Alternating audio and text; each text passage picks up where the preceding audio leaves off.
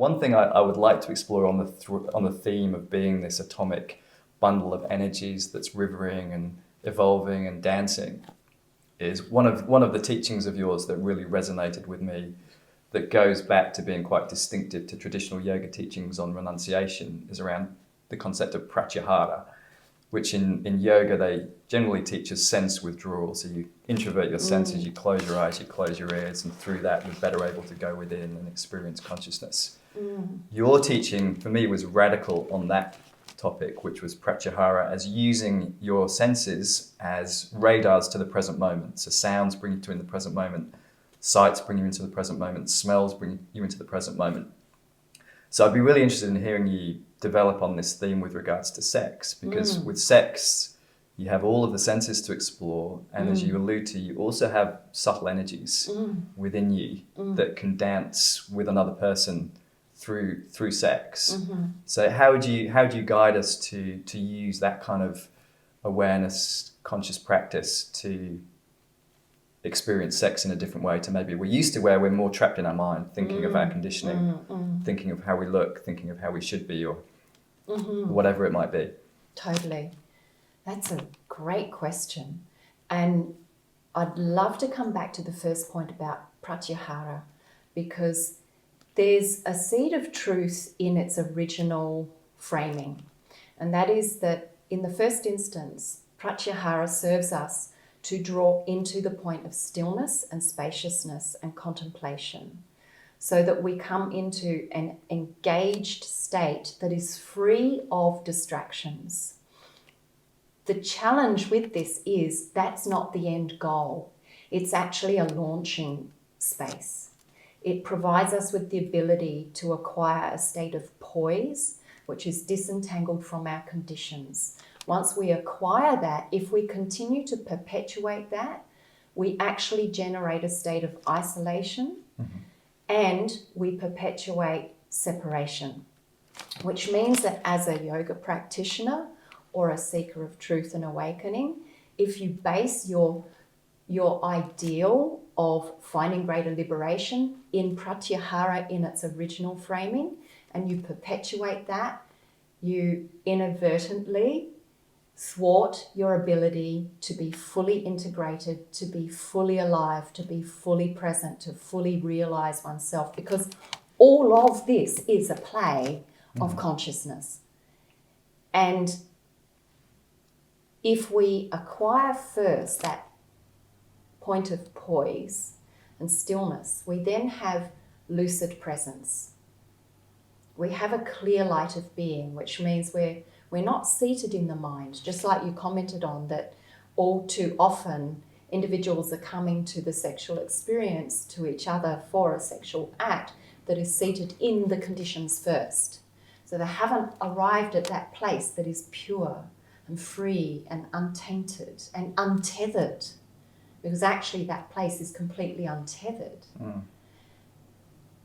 Once we are seated in that place, if we are not allowing ourselves to freely, openly enter with pratyahara through a sensory domain, that all these sensory channels are a vehicle of incoming and extending energy and information. This is all part of the sexual field, the interrelational field, the atomic field, the play, the dance of polarities. This is it. And as a human experience, that's our gateways.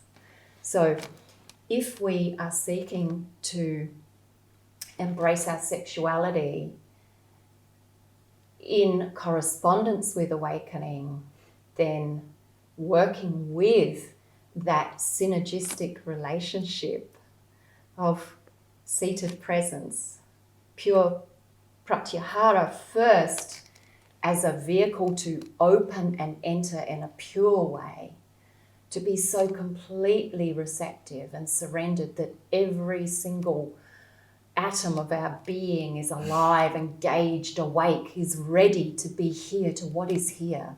Not projecting expectations, not controlling, not resisting, not attaching and clinging, but present with this rivering, this dancing, this meeting, this flowing. What is alive here? Wow. Wow, you're so alive. What are you? And so the sexual dance between individuals is that invitation to be so completely surrendered, so open, that we have the opportunity to discover the play of consciousness in its mystery, not through a set of conditions. And it's that opportunity, it's that quality of engaging with our senses fully present, surrendered, open and alive, that we can encounter ecstatic intimacy, ecstatic union, the dissolution of separation of our boundaries to realize ourself within self through every one of our senses, that we can come to another and sit and gaze and breathe in this fragrance right here, right now. This fragrance is its own, not of yesterday, not tomorrow. This fragrance is its own here now.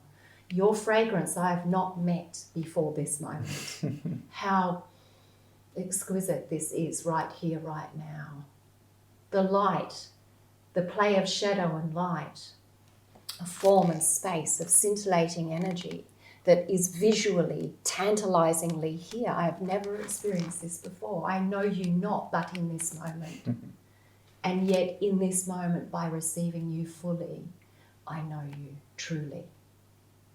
That is the ultimate quest, the ultimate possibility of Tantra, of union. And if we exercise this state of such surrender and allowance of our being, welcoming of our being, we will find true divine union with ourself and with another. And that's the beauty of being here in form. We're not here to be in isolation. Why would we want to do this alone, removed from this ecstatic dance? Well, I don't want to.